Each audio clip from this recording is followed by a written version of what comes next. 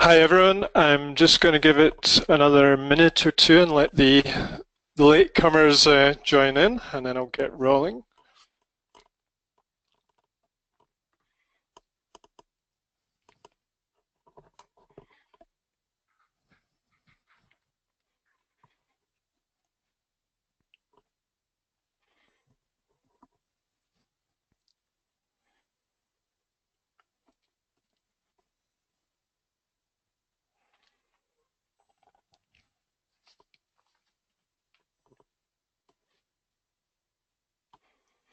Okay, let's make a start. Thank you very much for giving up an hour of your Wednesday evening. I appreciate it very much. I'm going to start with a reflection, and that is a reflection on a belief that I have that stemmed from the first time when I studied exercise physiology, which was way back in the 90s. And part of that was a sports dietetics course, and as an avid athlete at the time, I used the principles very strongly and worked it to my best benefit, only to be irritated by IBS symptoms and immune system coming and going. And I had a realization then that the sports nutrition model was missing something, and that missing link was health. And the industry has moved forward a huge amount since the 90s, but still the paradigm is in the same kind of mold. So I'm now in the phase of my career of trying to develop some new principles that can hopefully change the way we think about sports nutrition. So welcome to the very first webinar from the Center for Integrative Sports Nutrition. We started our website this year, and we're just getting going now with advertising the course for next year. So what I'm going to do tonight is a 30-minute intro into what is integrative sports nutrition, a 15-minute overview of the course that we've set up, and then the floor is open to you guys, so feel free to ask any questions. I've noted there, we've got a question bar in your control panel on the right-hand side, so you can ask a question at any time and I'll see it, but I'll address it during that last 15 minutes, okay? And during the hour, I'll ask you a few questions as well. Okay, so I'm just going to introduce myself. My name's Ian Craig. And I'm going to tell you 3 things about me, which hopefully qualifies me to why I'm talking about this stuff. The first is I was a very, very avid runner. This is me as a 11-year-old, the taller one there. And it was the same year as this big lanky guy, Steve Cram, won the World Championships in Helsinki for 1500 meters. So he was instantly my hero. And I then spent 20 years trying to emulate him. So here I am in my mid-20s, but as you can see from the stands, it wasn't quite the Olympic standard I got to, but I spent 20 years as an athlete trying to improve my game and studying anything I could in order to improve that. And en route, I studied a lot. So I started off in exercise physiology, and then I went later into nutritional therapy. So they're very different fields. And as a result of that, I've got 2 different perspectives on how we do sports nutrition. And the third thing I want to share is this is where I live now, in Johannesburg in South Africa. And we've got a very rainy, cold evening here.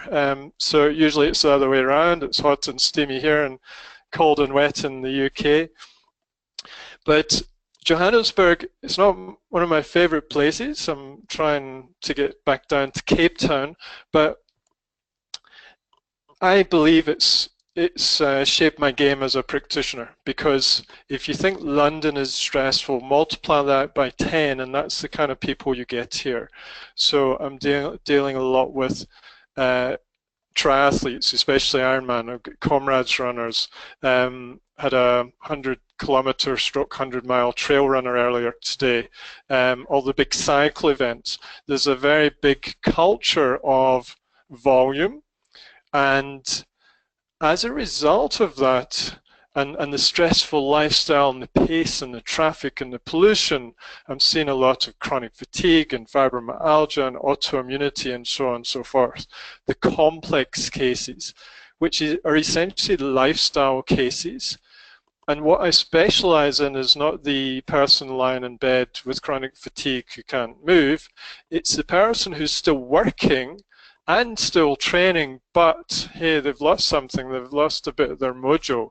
They're not recovering the same. They're struggling to get out of bed at 5 in the morning or 4:30 for some of them. So things are slowly unraveling health-wise for them. So on the adrenal fatigue stroke overtraining spectrum is very much where I work.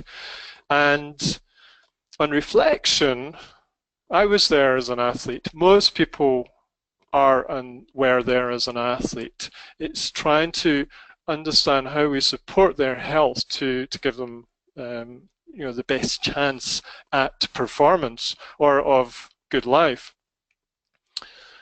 And this is my vision, to try and bridge the gap between conventional sports nutrition and integrative principles. Okay, I'm going to start the first poll, which is, what is your profession? Because I'm interested always to know my audience. So here it comes. So just click which one is relevant to you.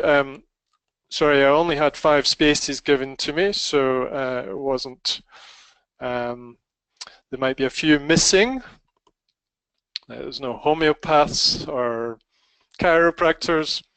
Okay, cool, thank you. So I'll close the poll and share the results. Okay, so good, we've got a nice mixture. Nutritional therapists, which is great, and then we get exercise physiologists, stroke sports scientists, and then personal trainers or strength and conditioning specialists. Cool, so thank you guys. Right, next one. What is sports nutrition? That's a big question. Lots of different industry professionals have a thought of what it might be. Is it pills and pots? When you go into a health shop, you get these big, they're always black pots of powder. Is it that? Well, is it this sort of stuff? Is it the food pyramid? Is it nutrient timing principles? Or is it a wee bit more modern day science? So nutrigenomics or genetics of fitness and endurance and power, that's all new stuff. Or is it going back in time and actually looking at the quality of your food? So I believe it's all of those. You can't exclude anything, and you actually need to build the health and performance pyramid with all of these woven in a very individual way to that athlete. Okay, so I just want to sort of start by reflecting on the American College of Sports Medicine and the Dietetic Association position statements.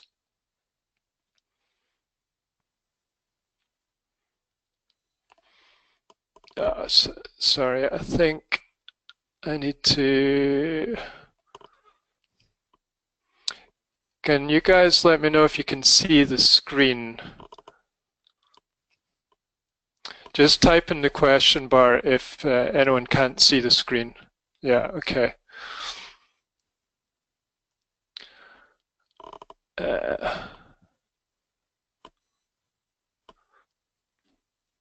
Yeah, okay.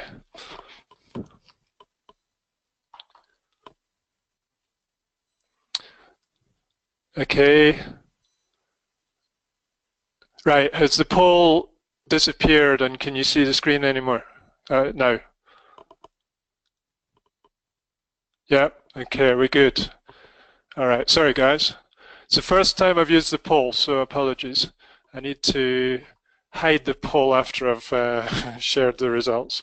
Okay, so these are standard guidelines that have pervaded through for years and years and years. And when I first started lecturing in this kind of area, it was the 1996 same guidelines. Now we've got the 2016 guidelines, and they've adjusted a little bit, and there's a little bit of recognition of more micronutrients in their recommendations, but it's still quantitative information. So here's the first kind of page: carbs, protein, fat, so your macros. And you hear a lot about macros. It's like a new science now. Well, actually, it's really old science. We should actually be getting a little bit deeper into the micros and the phytos and the antioxidants now. So this is a base, it's a base of information, but you see also the ranges that are given, like 3 to 12 grams per kilo body weight for carbs. So they're starting to recognize individual differences. So the guidelines are less specific, but perhaps less useful as well.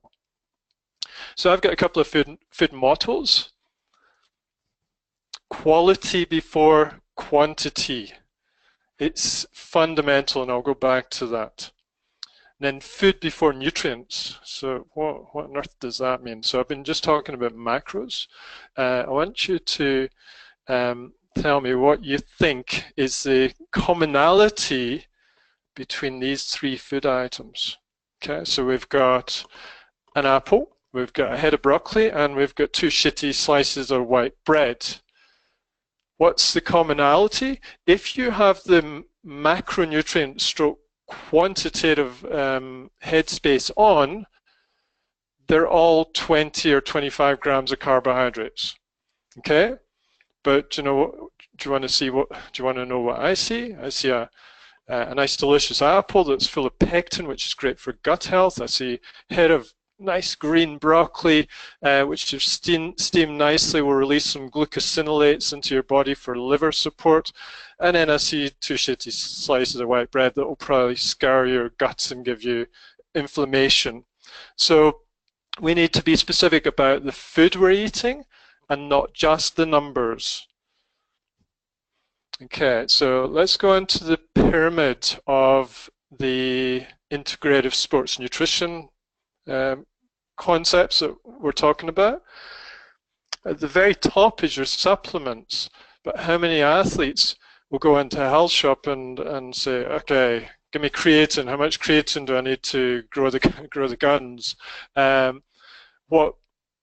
What sports drink do I need to go faster? How much bicarb powder to buffer my acidity when I'm doing 800 meters?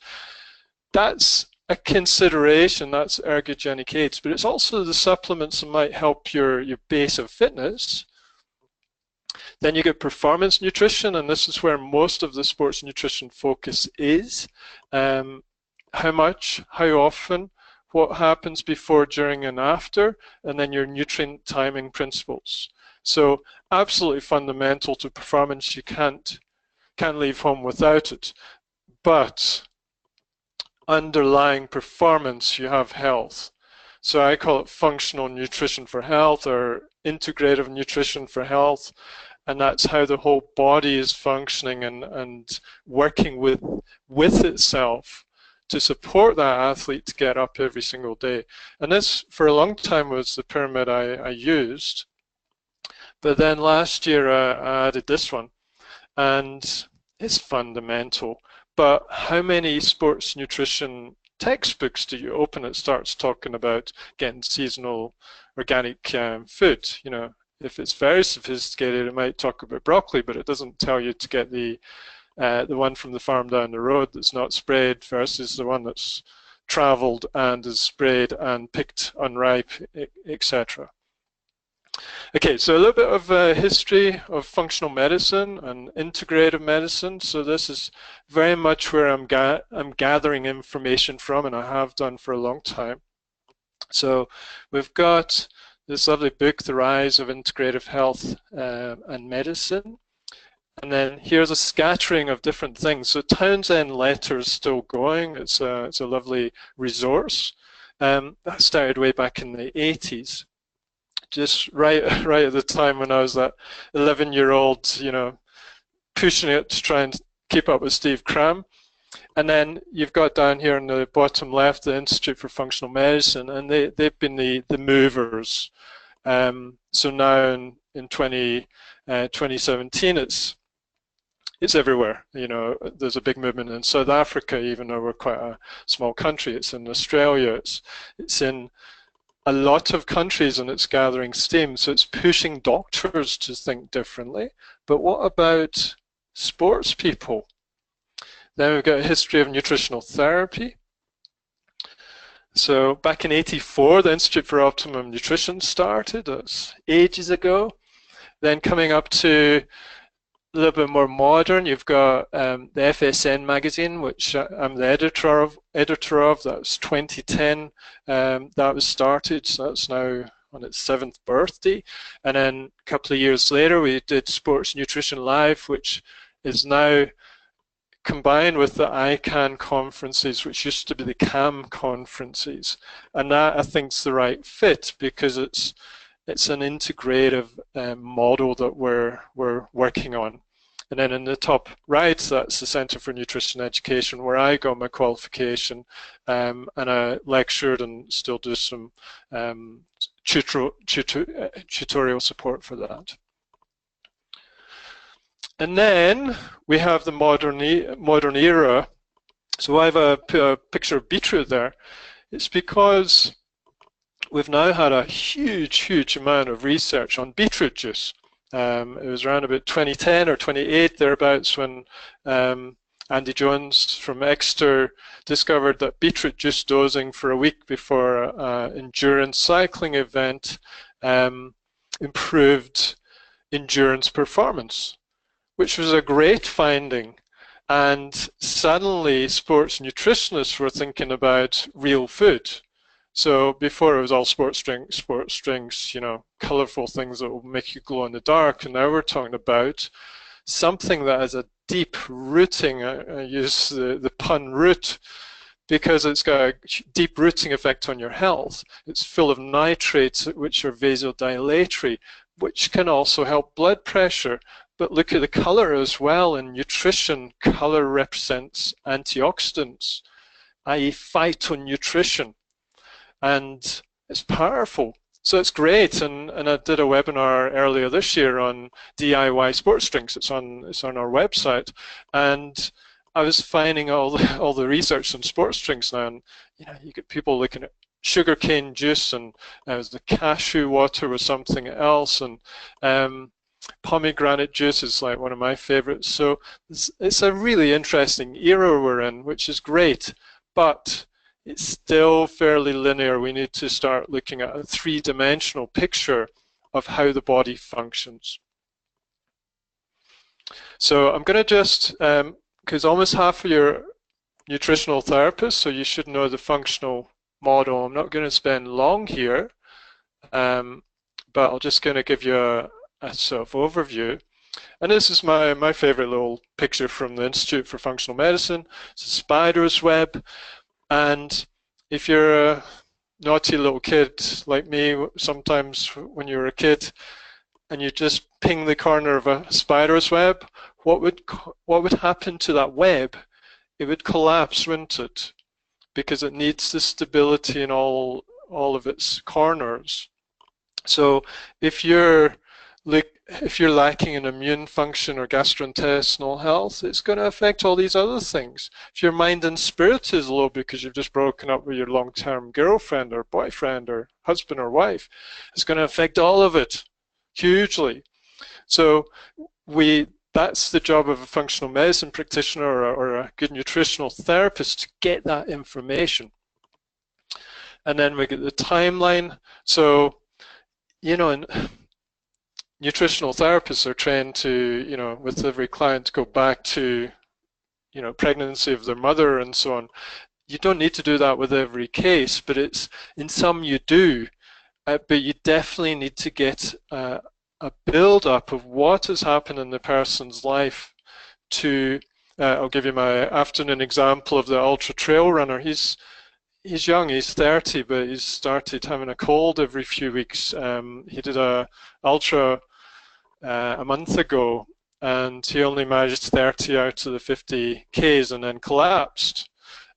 So there's something not right with him, and his Coxsackie virus count was high. So he's needed to do strategies to try and combat that, but conventional medicine doesn't really have strategies for things like that. They'll just tell you to rest, whereas in herbal medicine and nutritional strategies and actual whole lifestyle medicine, you can do a lot with that. And here's a screen of, this is a IFM questionnaire that I use sometimes. And it's looking at, this is basically the score sheet from the questionnaire, and it's somebody, it's an athlete with gastrointestinal stuff, so you can see that the gastrointestinal section is in a high priority. The adrenals, these often go together. And then we've marked central nervous system, which is tension, nervous tension. It's pushing too hard, it's been anxious, it might be depressed, and they all go together because there's such a strong link between the mind and the body, the gut-brain axis, and that needs to be studied more in a sporting context, because the stress of an athlete is compounding the stress of everything else. And we live in this belief, and this goes back to when I was first studying this, the belief that if you exercise, it's good for you and you're going to be healthy. But there's an inverted U profile. If you're a lazy bum, yes, you're going to be unhealthy, and if you exercise, you're going to be healthy. But it hits a point in an inverted U where it's at a peak.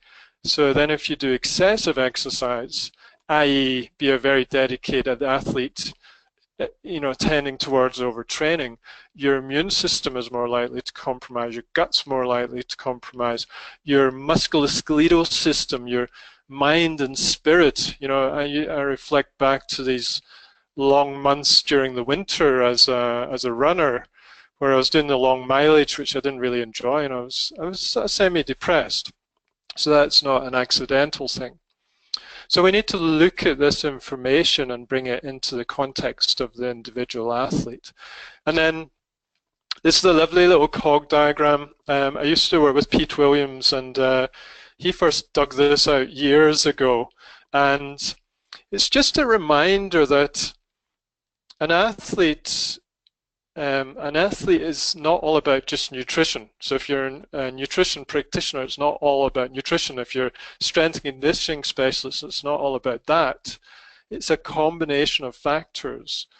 Obviously, nutrition is what we're talking about today, but they all interface with the physiology.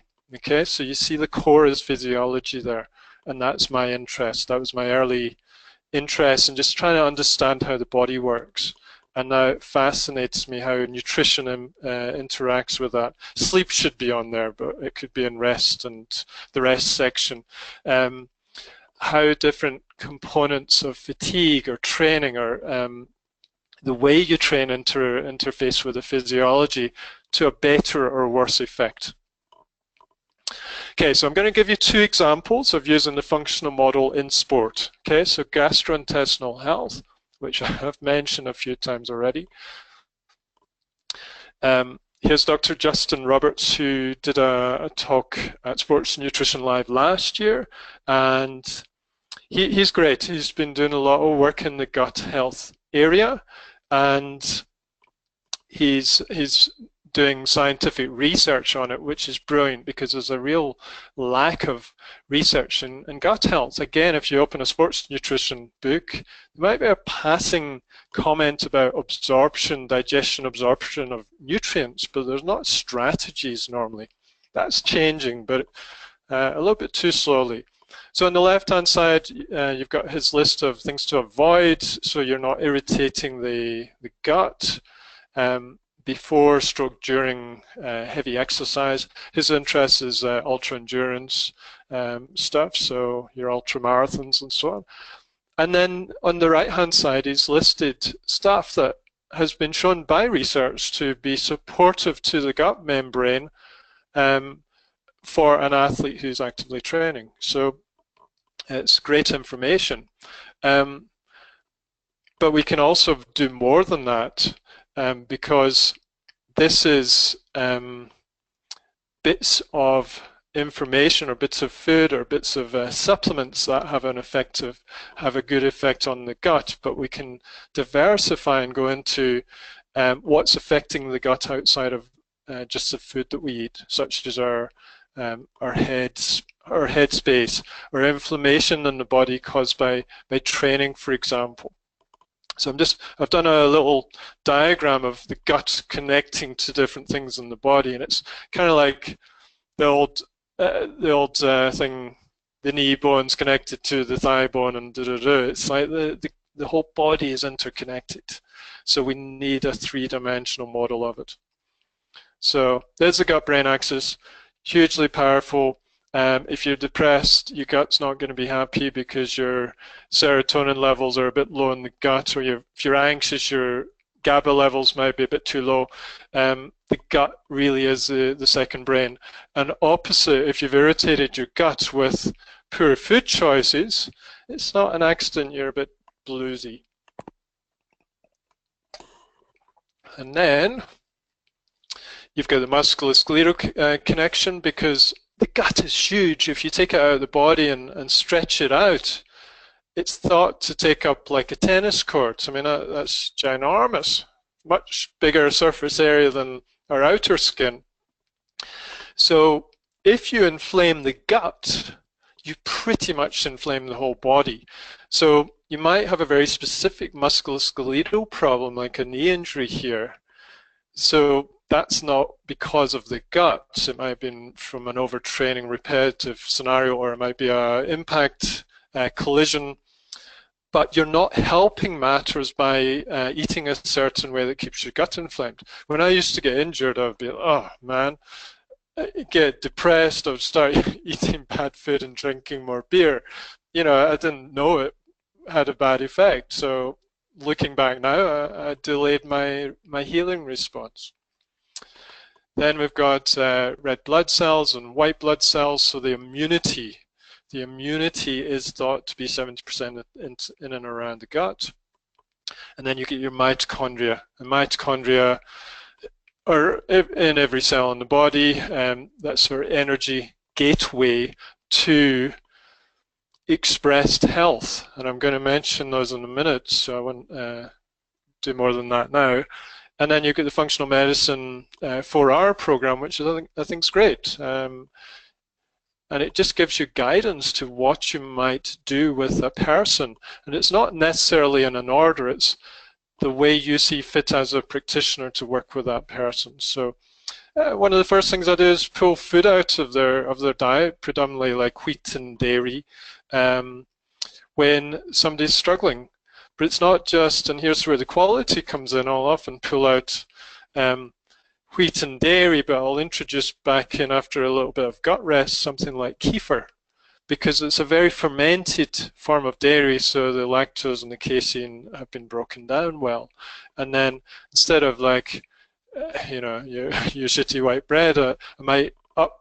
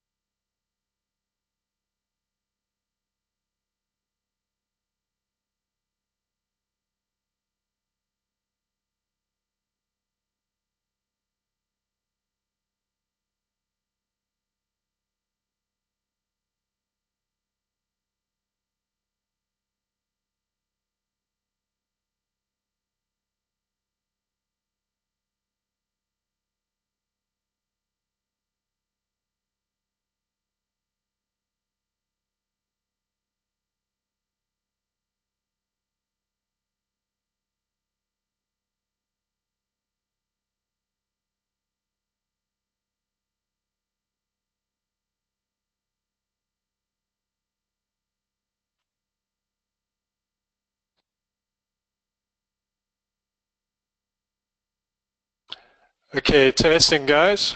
I seem to have lost you for a moment. Just let me know if you're back on.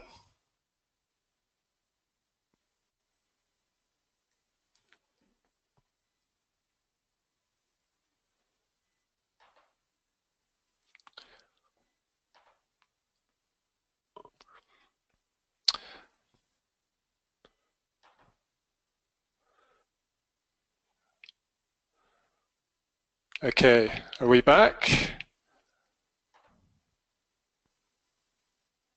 Okay, thanks guys. I'm sorry about that. I can only probably blame the South African internet. Okay, so just let me know.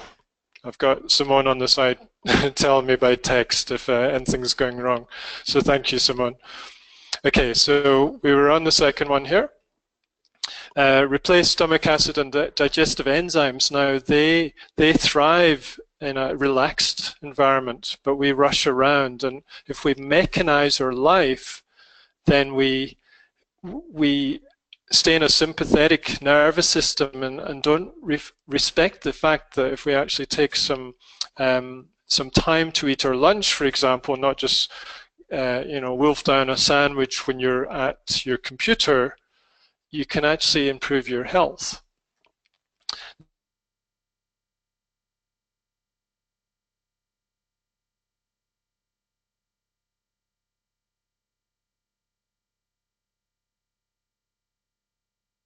Roberts has mentioned those quite a lot.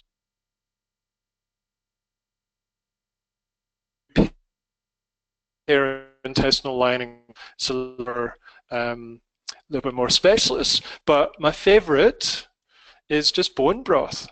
So bone broth has become popular, and I think it's a great thing to do. Okay, so on to mitochondria, and just checking you're still with me. Okay, good. Right, so we're talking about energy here. This is a lovely quote.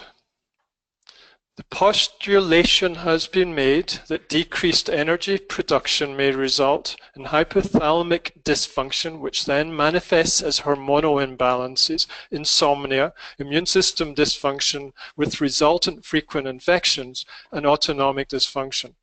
I mean, wow. But of course, energy is in every cell. Mitochondria are in every cell. So what do we know about mitochondria? Exercise phys students know all about the Krebs cycle, in, out, back to front. They know this model. This is McCardle Catch and Catch, a very famous exercise phys textbook. But what you're not taught in standard X phys is this bit, the nutrients. So not every step, most enzymatic steps have the cofactors of certain nutrients. So it's absolutely true that B vitamins are required for energy.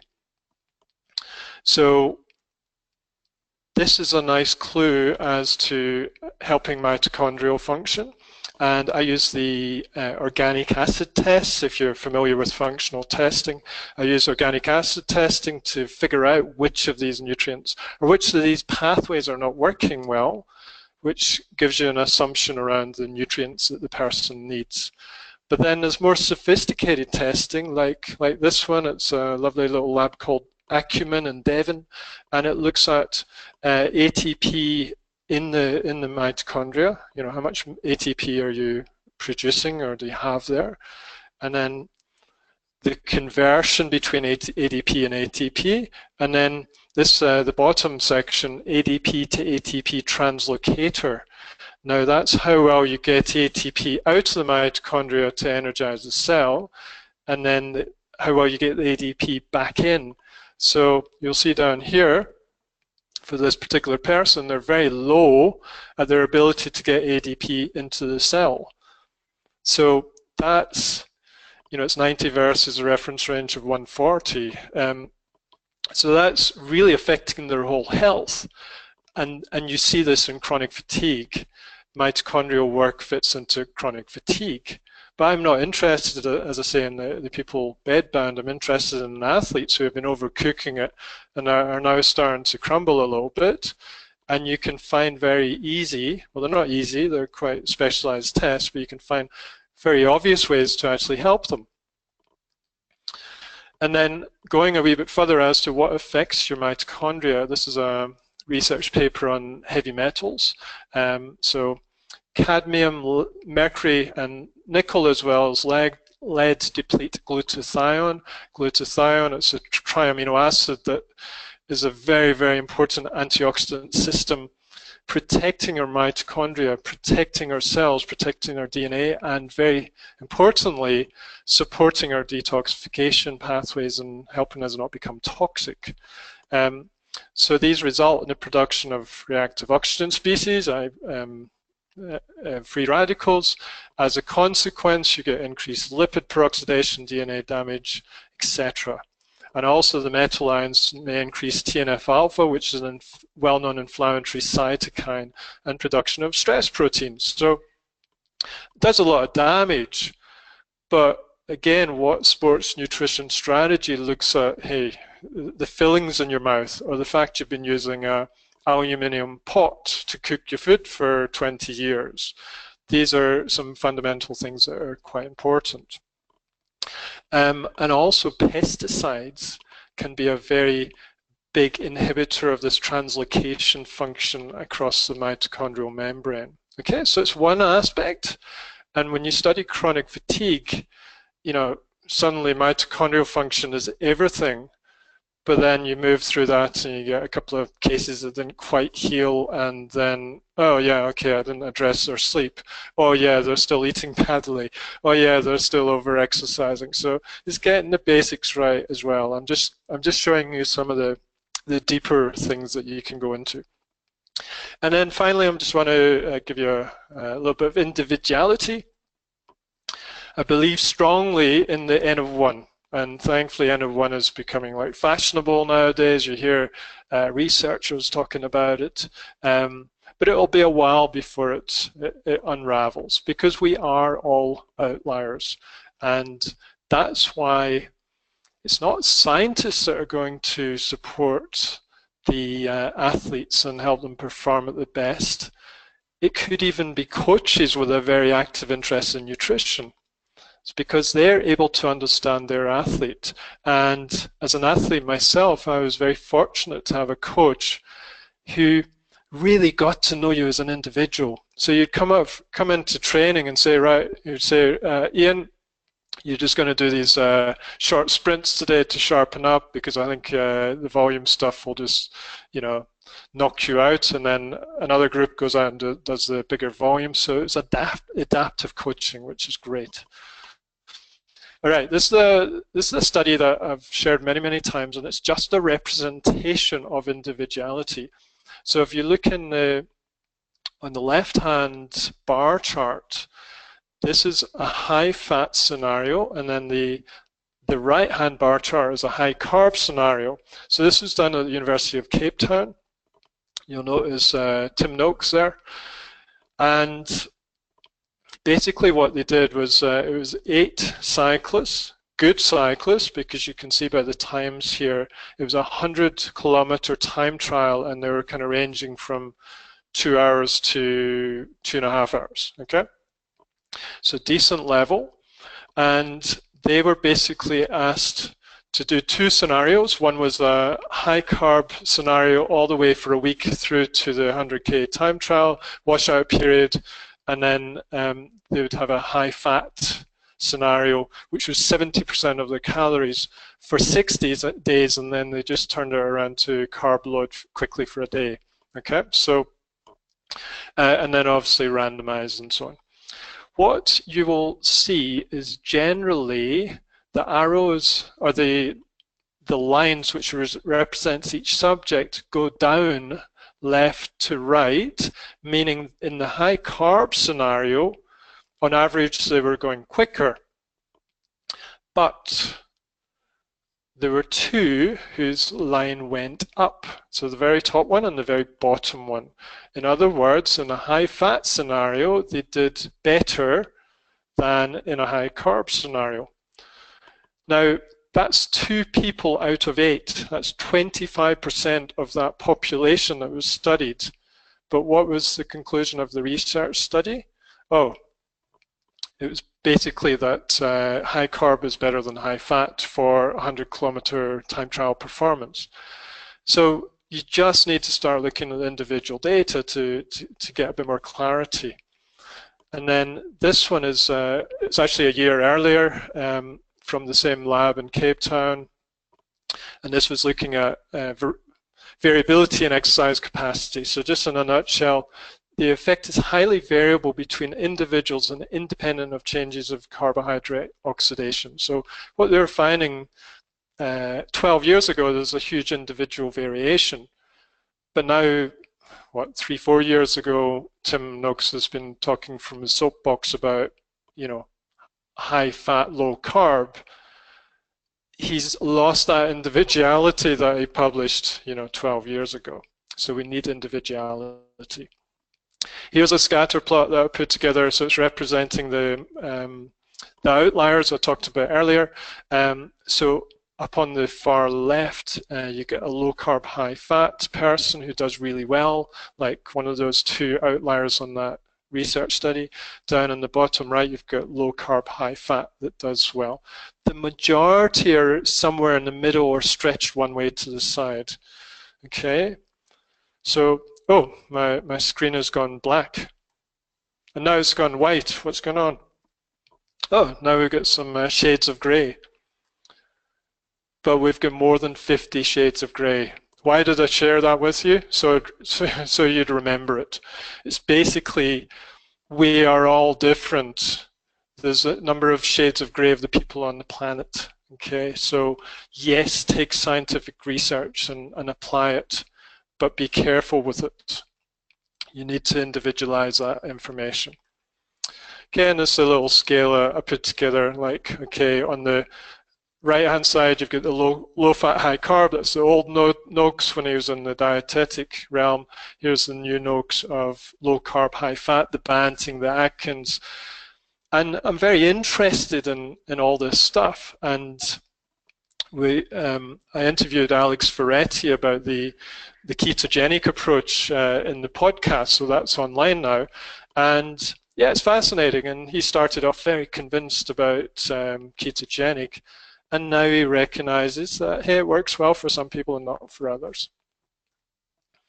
Okay, just to finish this section, the field of sports nutrition is a dynamic one. The understanding of exercise, physiology, psychology, integrative metabolism, and biochemistry are integral to success. And that was said 13 years ago. It's absolutely true. To be a good practitioner, you need all of these things. And just like, say, a triathlete who comes into the sport with, say, a swimming background will always have a strong point. You will always have a strong point with whatever you've come with, but it's quite okay to be an all-rounder because you'll better understand an individual that way, rather than bouncing around certain specialists like we do in hospital departments. Okay, right. So that's my half hour finished. A little bit overdue, so sorry about that. I want to do the second poll, and I'll remember to close it this time.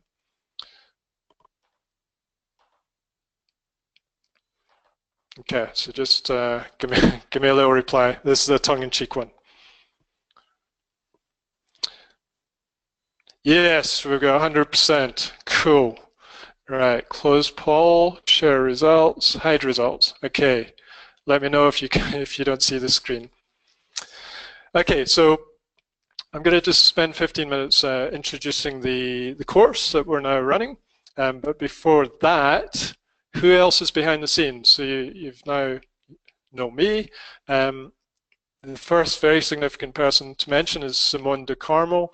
She kind of found me a couple of years ago. She was finishing up at Glasgow University where I studied and was potentially emigrating to South Africa, but now she's moving back to Glasgow after going back to her home in Portugal.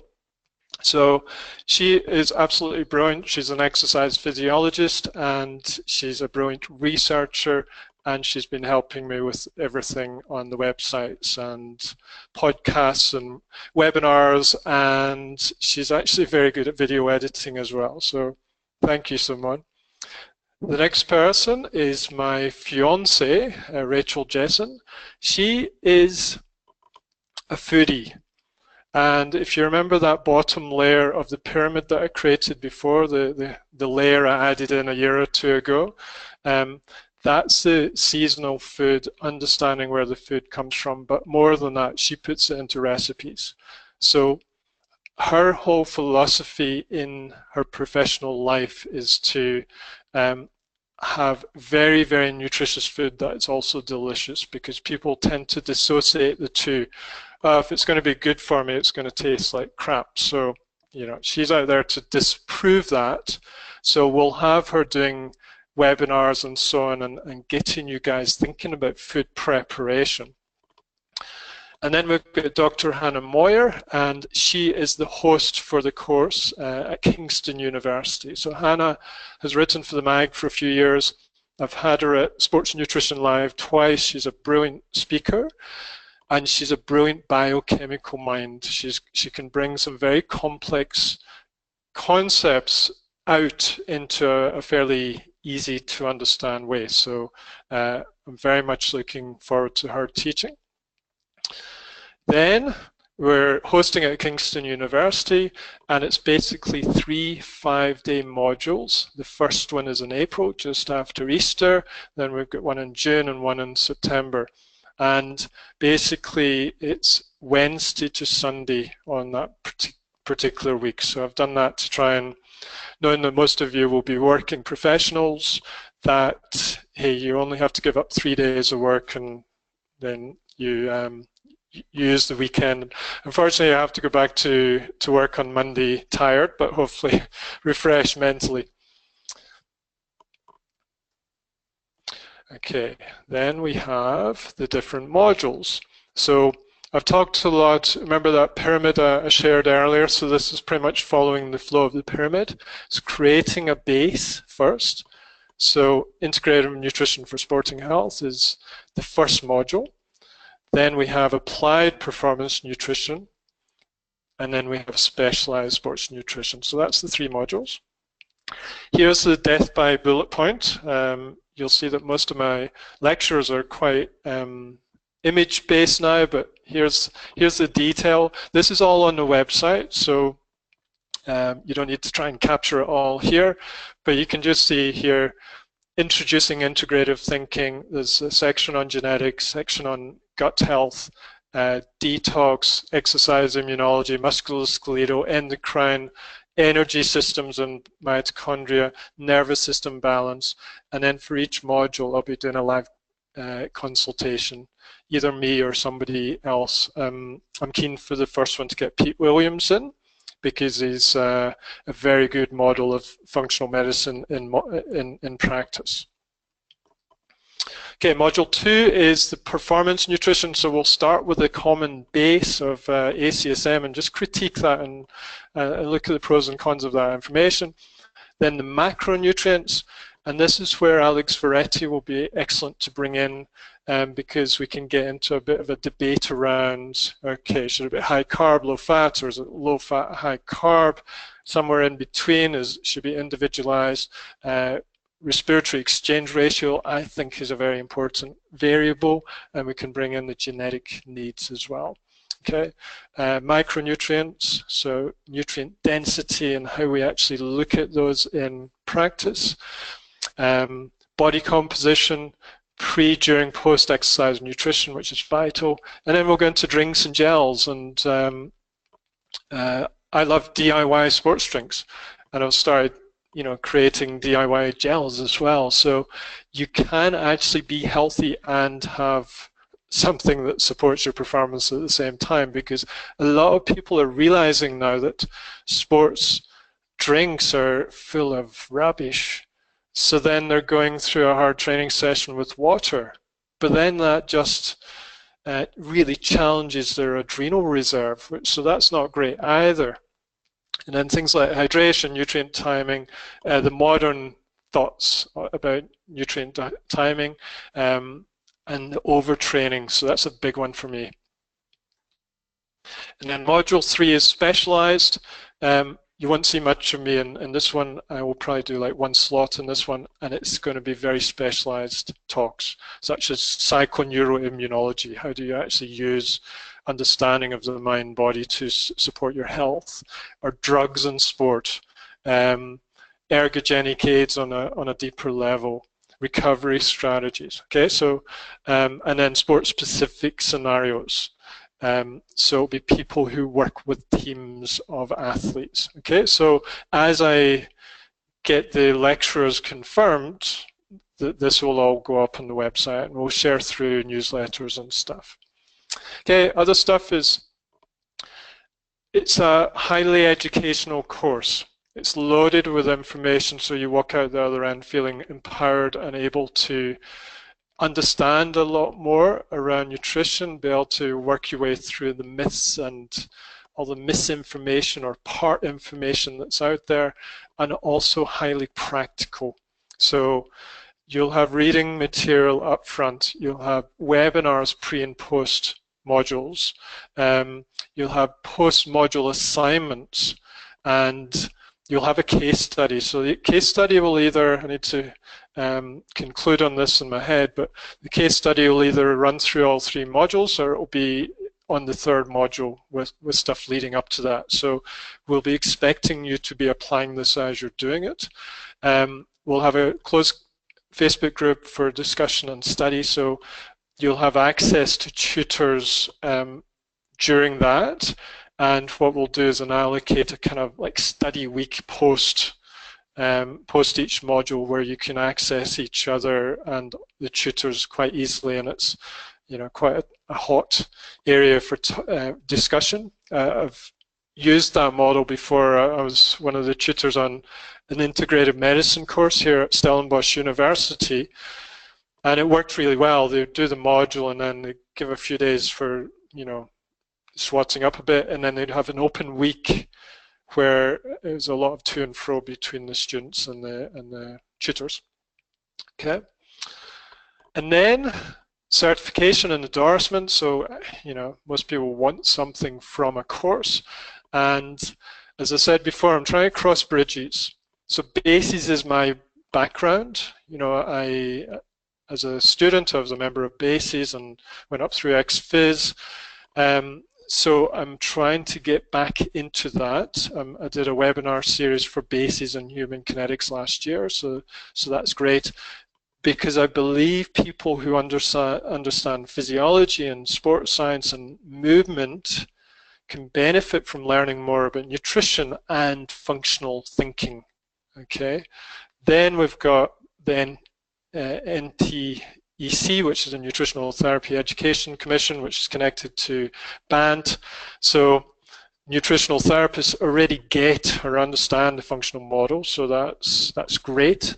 But many of them don't understand exercise physiology unless they've got some prior training. So it's to get you up to speed on that, and also case scenarios of how do you use the tools, the foods, the supplements, the sports drinks at your disposal to make the best difference to this athlete. Okay.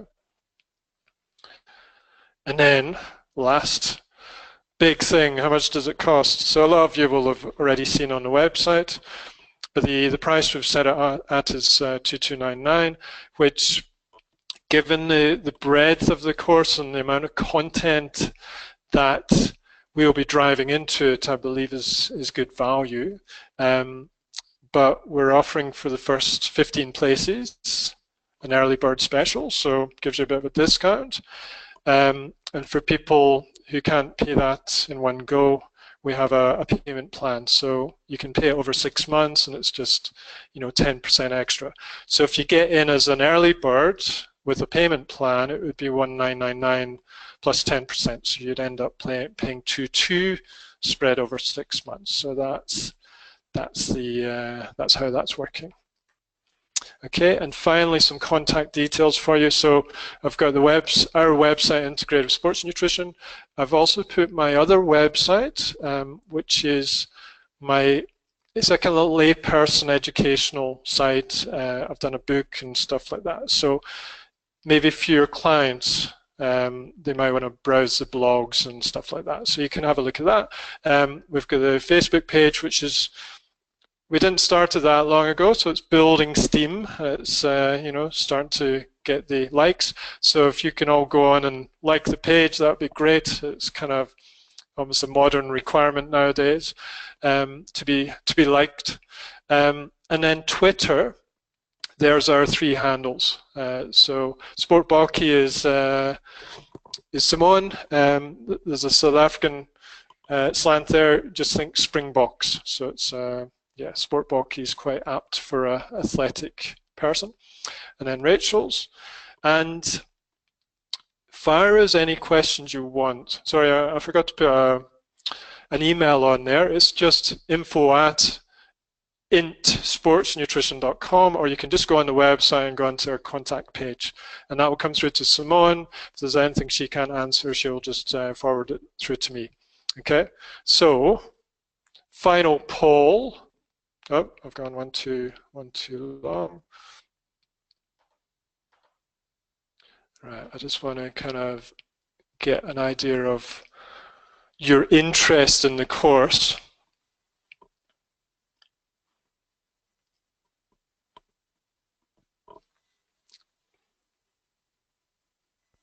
Okay, cool. All right, so we must have a few overseas participants, so thanks guys for joining us. And a good response for London as well. So the way it's going to start is in London, and sorry, I meant to mention this earlier. I've been collecting hide results. Okay, there we go. I've been collecting video equipment the last year or so, and I've been doing courses here in South Africa for the layperson and kind of refining filming and editing and lighting and that sort of stuff. So we've got all the equipment now and know how to use it. So the live courses in Kingston will be filmed, and then they'll be edited into a nice professional finish. It's not just raw edited videos, raw unedited videos. So then it will become an online course. I haven't set up the prices for the online course yet, so I'll let you know probably know in January, and then we'll get an idea of timeline. It will basically be how quickly we can edit the stuff after each London module. But there's also the facility to do half and half, or if one particular module you're overseas or you're involved in something else and you can't make it, you could do the 2 modules live in London and then the 3rd one as a distance learning option. Okay, so there's a few options there. So it's just a case of communicating to us, and it's early stages, so we want to hear your feedback. Okay, right, it's over to you. I'm sorry I've wittered on a bit, but hopefully you got what you came for, and please fire questions away if there's anything I haven't answered.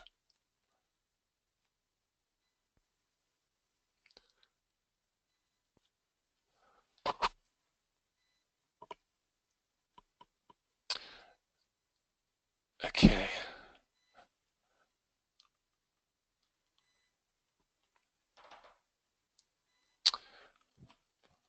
Right, I've got two questions. I'm just trying to figure out how to open them now.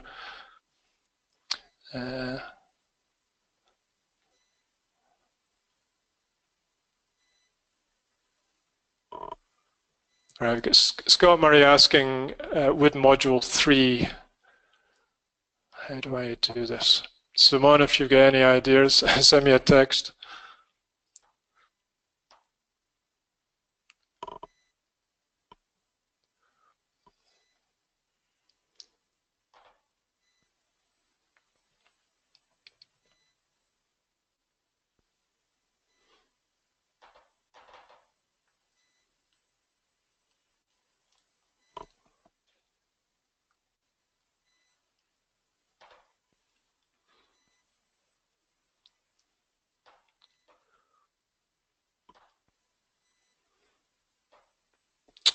Ah, I figured it out. Okay, right, Scott Murray.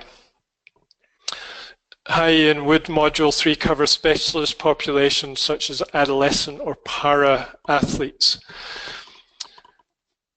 The answer to that is, I would have to see, the Module 3 is not concluded yet. If there was enough interest in that, I would certainly consider it, but I would need to find somebody who specializes in that area. But what I would say about adolescents is, nutritionally, I don't believe we deal with them too much differently, because they're a growing body, they need the nourishment just like any athlete would.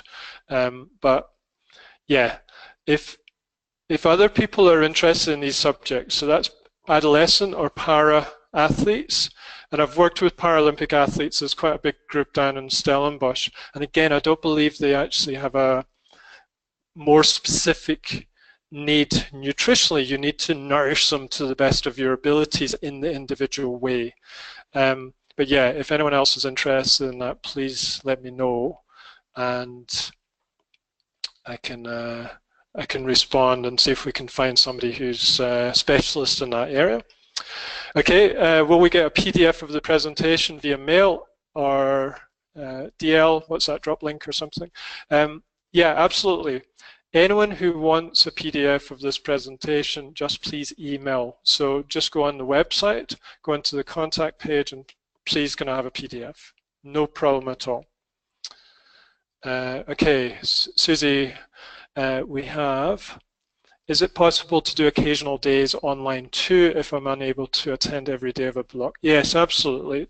So we're very much in an era of flexibility learning. It used to be, in my days at Glasgow University, it was these big lecture theatres with wooden, horrible chairs, and the guy was scribbling away on the blackboard with chalk. So that, if you missed it, you missed it. But nowadays, we're very much in an era of online learning.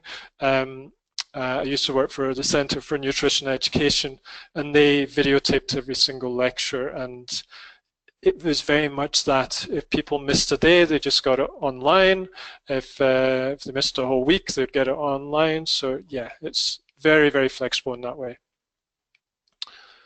Okay, right, any other questions?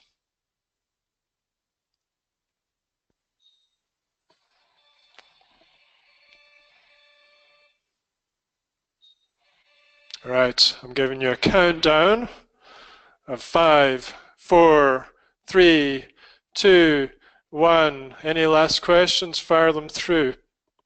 If not, thank you. I really appreciate your attention and giving up your hour of your time. And I'll let you go and have some good quality dinner now with nicely sourced vegetables and meat and so on there. So thank you very much, and just please send through an email if you want more information. Okay, cheers guys.